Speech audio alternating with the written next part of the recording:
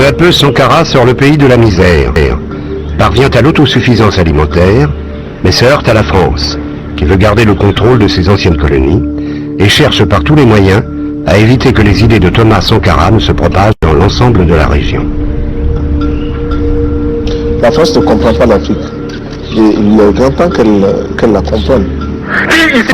Alors que Sankara est à peine arrivé au pouvoir, le sommet de Vittel réunit le président François Mitterrand et des chefs d'État de pays africains dont la majorité a été décolonisée au début des années 60. Certains se sentent bousculés par leur propre population, qui commence à adhérer aux idées de la révolution burkinabé, comme Félix Houphouët-Boigny, président de la République de Côte d'Ivoire, à la solde de la France. La plupart des chefs d'État présents à Vittel sont à la tête de leur pays depuis plus de 20 ans et tiennent allégeance à l'ancienne métropole. La politique africaine de la France, trouvons très française. C'est-à-dire? C'est-à-dire qu'elle ressemble aux autres politiques françaises. Hier, la France était dans tel ou tel pays d'Afrique pour soit maintenir un chef, un dirigeant attelé, soit pour débarquer d'une caravelle, un autre que l'on emportait avec soi. Aujourd'hui encore, la France procède ainsi. Pour Sankara, Vittel est l'occasion de se frotter à une alliance qu'il considère de néocolonialisme. Vittel servait, pour utiliser un langage imagé, ou à peu près. Je sais où se dirige votre idéal, quels sont vos choix idéologiques, quelles sont vos amitiés, vos alliances. Et vous avez bien le droit d'avoir une conception différente du monde. Mais moi, je vous dis, en engageant que moi, que je pense qu'il ne serait pas bon que tout conflit ou toute difficulté sur la surface de la planète devienne un élément supplémentaire d'une crise Est-Ouest. Julien Ficatier du journal La Croix. Ma question s'adresse au capitaine Sankara. Je voudrais savoir qu'est-ce que vous avez été chercher à Moscou et à Cuba dernièrement, parce que vos voyages posent aussi question à la France, mais aux pays voisins comme la Côte d'Ivoire. Bon, j'ai été à Moscou, j'ai été à Cuba et ailleurs aussi. Je n'ai pas seulement été dans ces pays-là, parce que nous entretenons d'excellentes relations avec ces pays, avec les dirigeants de ces pays. Nous avons des projets qui nous paraissent extrêmement importants pour notre développement. Nous recherchons des partenaires. Si un pays plus proche peut nous éviter un long déplacement jusqu'à Moscou, nous ne voyons absolument aucun inconvénient. Personne ne m'a offert une aide que j'ai refusée. Je ne crois pas. Il me manque seulement un Concorde, parce qu'il y en a qui ont les moyens, c'est tout.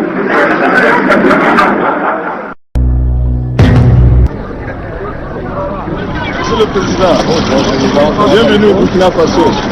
Fin 1986, Thomas Sankara accueille François Mitterrand à Ouagadougou et intensifie son implication dans les affaires internationales.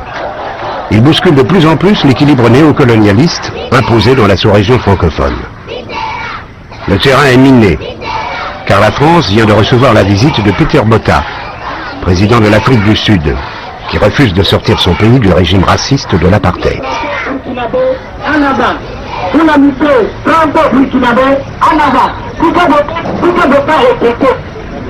Des tueurs comme Peter Botha ont eu le droit de parcourir la France si belle et si propre.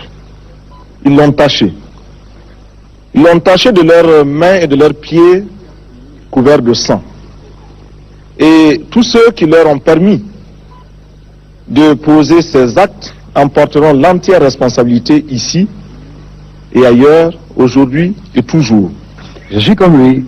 Il dit ce qu'il pense, je le dis aussi.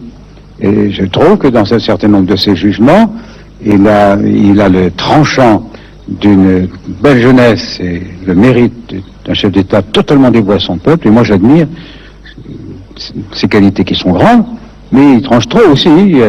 Il va plus loin qu'il ne faut. Enfin, à mon avis, qui me permettent de lui parler du haut de mon expérience.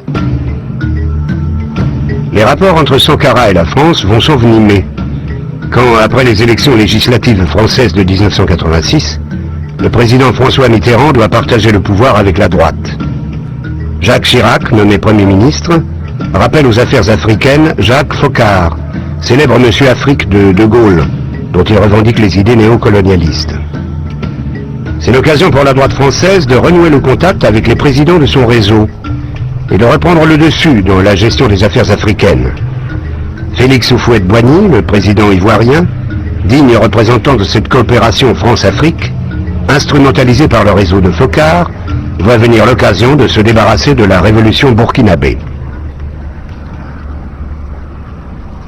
Et l'homme qui était chargé du lien, du contact avec le président Houphouët-Boigny, c'était Blaise Compaoré.